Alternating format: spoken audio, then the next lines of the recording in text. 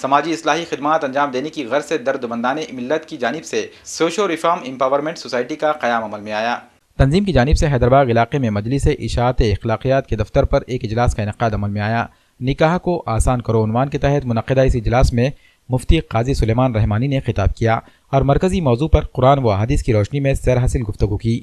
مولانا نے کہا کہ شادی بیاہ میں خرافات امت کے سب سے بڑے مسائل میں سے ایک ہے۔ فرمان نبوی صلی اللہ علیہ وسلم کے برعکس ملت نے نکاح کو مشکل اور زنا کو آسان بنا دیا ہے۔ اس کا خمیازہ ساری امت کو بھگتنا پڑ رہا ہے۔ مولانا نے ملت میں نکاح کو آسان کرو مہم کو جنگی پیمانے پر چلانے کی ضرورت پر زور دیا۔ اجلاس میں سوشل ریفارم امپاورمنٹ سوسائٹی کے ذمہ داران حافظ محمد جاوید، شیخ چاند، ندیم خان، محمد خلیل الدین، زین الدین، شیخ محبوب سید، یاسین، شاہ نواز و دیگر موجود تھے۔ سوسائٹی کے ذمہ داران نے حاضرین سے اپیل کی کہ وہ اس مبارک کام میں اپنا تعاون پیش کریں اور سوسائٹی کے شانہ بشانہ ملت کی سماجی اصلاح کے لیے جدوجہد کریں۔ اجلاس میں ہمدردان ملت نے شرکت کرتے ہوئے سوسائٹی کے اغراض و مقاصد سے اتفاق کرتے ہوئے نکاح کو آسان کرو مہم میں تعاون پیش کرنے کی خواہش کا اظہار کیا۔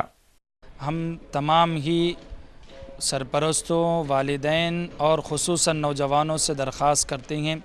کہ وہ اپنے نکاحوں کو بالکل آسان بنائیں، جیسا کہ سرکار دو عالم صلی اللہ علیہ وسلم نے نکاح کو آسان کرنے کا حکم دیا ہے۔ نکاح چونکہ آج اس معاشرے میں مہنگے ہو چکے ہیں، جس کی وجہ سے ایک ادنا درجے کے لیے نکاح کرنا بہت مشکل ہوتا جا رہا ہے، اور اسی مشکل کی وجہ سے کئی مسلم بچیاں غیروں کی نظر بنتی جا رہی ہے اور کئی بچیاں خودکشی کر کر دنیا سے رخصت ہوتی جا رہی ہے۔ اگر ہم نے ہمارے نکاحوں پر روک نہیں لگائی فضولیات کے سلسلے میں، تو پھر کہیں ایسا نہ ہو کہ نکاح کا سلسلہ ختم ہو جائے اور دنیا میں زنا عام ہو جائے۔ اس لیے اس موقع سے ہم تمام ہی سرپرستوں سے خصوصاً درخواست کرتے ہیں کہ آپ اپنے بچوں کے ذہن کو بنائیں اور ان کو یہ سمجھائیں کہ وہ کسی بھی طرح کا ڈیمانڈ بچی والوں سے بالکل بھی نہ کرے اور ہرگز نہ کرے۔ ہمارے ناندیڑ شہر میں سابقہ 1.5-2 سال سے اصلاح معاشرہ اور تعمیر ملت اس عنوان کے تحت ہم نے ایک کمیٹی رجسٹر کروائی ہے، اور اس کمیٹی کا ہمارا مقصد معاشرے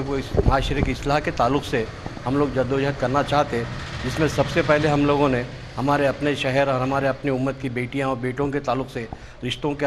جوڑ کے سلسلے میں ہم لوگوں نے ایک پیام سینٹر چالو کیا ہے۔ اس کے تحت ہم معاشرے کی سدھار کرنا چاہتے ہیں، جس میں ایک خاص مقصد ہمارا یہ ہے کہ شادی کو جتنا ہو سکے آسان کرے، اور دیگر جو خرافات ہیں وہ خرافات سے ہم اپنے آپ کو بچائیں، اپنے معاشرے کو بچائیں، اور اس سے بچنے والی جو ایک پراپرٹی ہوتی ہے جسے بہت زیادہ ہم لوگ خرچ کرتے ہیں، 50 لاکھ، 10 لاکھ، 15 لاکھ، یہ رقم کا استعمال اگر ہمارے امت کے غریب و غربا اور مسکین ان لوگوں کے حق میں اگر خرچ کیا جاتا ہے تو ایک معاشرہ کا سدھار ممکن ہے۔ یہ ہمارا سلسلہ تقریباً 1.5-2 سال سے چالو ہے۔ وظیفے آپ اور جو ورکنگ میں ہے ایسے حضرات بھی ہمارے ساتھ جڑے ہیں۔ ہماری ایک خواہش یہ ہے کہ ہمارے اس شہر کے اندر، شہر کے اطراف کے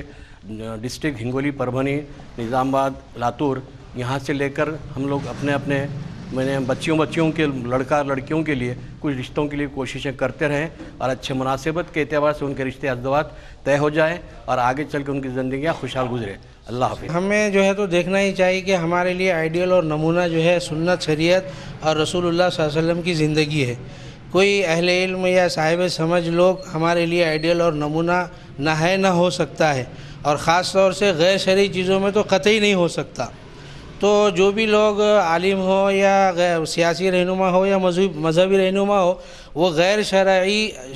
تقاریب میں اگر شریک ہوتے ہیں تو وہ ہمارے لیے آئیڈیل اور نمونہ ہرگز نہیں ہو سکتے، کیونکہ اللہ تعالیٰ نے قرآن میں فرمایا ہے لَقَدْ كَانَ لَكُمْ فِي رَسُولِ اللَّهِ أُسْوَةٌ حَسَنَةٌ، کہ تمہارے لیے بہترین آئیڈیل اور نمونہ رسول اللہ صلی اللہ علیہ وسلم کی زندگی ہے۔ تو اللہ کے نبی صلی اللہ علیہ وسلم نے نکاح کے متعلق فرمایا ہے کہ نکاح اتنا آسان ہو کہ زنا مشکل ہو جائے، لیکن آج جو ہے غیر شرعی تقاریبات اتنی بڑی ہو رہی ہے شادیوں کے عنوان پر، جس میں اگر کوئی عالم یا پڑھا لکھا یا سوکاٹ جو بھی بندہ جاتا ہے تو وہ ہمارے لیے آئیڈیل اور نمونہ ہرگز نہیں ہو سکتی۔ ہمارے لیے تو سنت، شریعت، قرآن، حدیث ہمارے لیے آئیڈیل اور نمونہ ہے، اور ہم کو غیر شرعی شادیوں سے بچنا چاہیے، کیونکہ شادیوں میں مطالبہ کر کے کھانا لیا جاتا ہے، جہیز لیا جاتا ہے، یہ حرام ہے۔ جب تک یہ حرام ختم نہیں ہوگا ہمارے معاشرے کے اندر سدھار نہیں آ سکتا۔